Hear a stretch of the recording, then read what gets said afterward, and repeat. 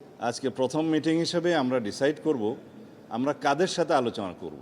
আমরা জুলাই জাতীয় সনদ পূর্ণাঙ্গভাবে বাস্তবায়ন করতে চাই এবং জুলাই জাতীয় সনদের বাইরেও যে সমস্ত মতামত আসবে সমাজের বিভিন্ন সেকশন থেকে, আইনজীবী, সংবিধান বিশেষজ্ঞ, শিক্ষক সমাজ এবং সাংবাদিক বন্ধুগণ এবং সমাজের আরও অন্যান্য ক্লাস যারা জুলাই গণ অভ্যুত্থানে অংশগ্রহণ করেছেন, সেই সমস্ত ছাত্রনেতৃবৃন্দ, বৈষম্য বিরোধী ছাত্র নেতৃবৃন্দ, সকলের সাথে আমরা আলোচনা করব।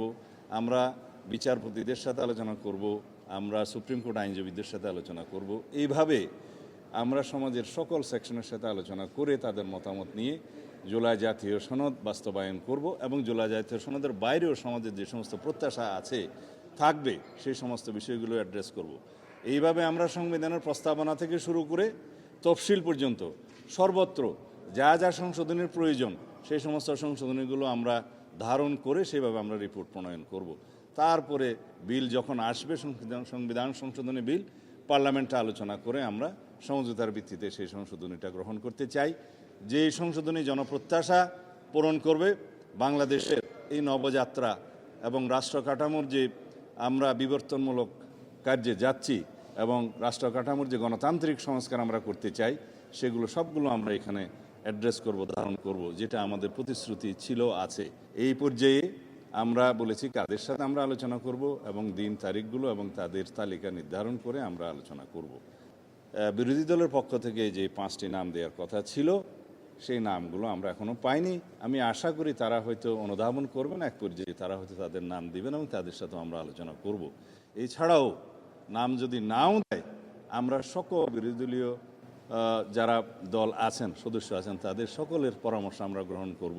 তারা যদি মিটিংয়ে এসে দেয় ভালো, মিটিংয়ের বাইরে দিলেও আমরা সেটা গ্রহণ করব, লিখিতভাবে যদি দেয়।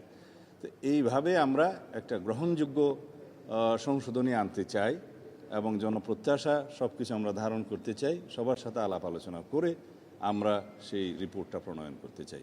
কমিটির সামনে চ্যালেঞ্জ নেই, আমাদের প্রত্যাশা আছে। আমরা সবার সাথে আলোচনা করতে চাই, এটাকে আমি চ্যালেঞ্জ বলতে চাই না। যেহেতু আমরা উদার এবং ওপেন, আমরা সবার কথা শুনব।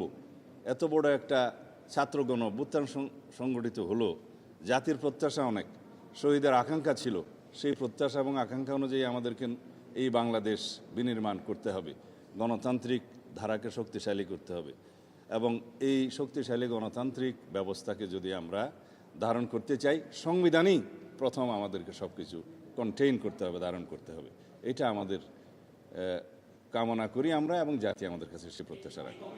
আমরা কেবল বসলাম, আমরা যাদের সাথে আলোচনা করার জন্য আজকে ডিসাইড করব বা পরেও আরও আলোচনার জন্য কোনো শ্রেণী আসতে পারে বা কেউ আগ্রহ প্রকাশ করতে পারে, সকল শ্রেণী পেশার মানুষ, পেশাজীবীরা আলোচনা করতে আগ্রহ প্রকাশ করতে পারে, আমরা তাদের সবার সাথে আলোচনা করব। সুতরাং সময়টা এখনই নির্ধারণ করে বলতে পারবো না।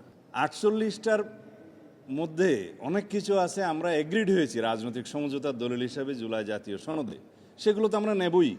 আর যেগুলোতে আমরা নোট অফ ডিসেন্ট দিয়েছি সেগুলো নোট অফ ডিসেন্ট আকারে নেব। এর বাইরেও আমাদের অনেক বক্তব্য আছে, আমাদের নির্বাচনী ইশতেহারে আছে, সেগুলো আমরা ধারণ করব।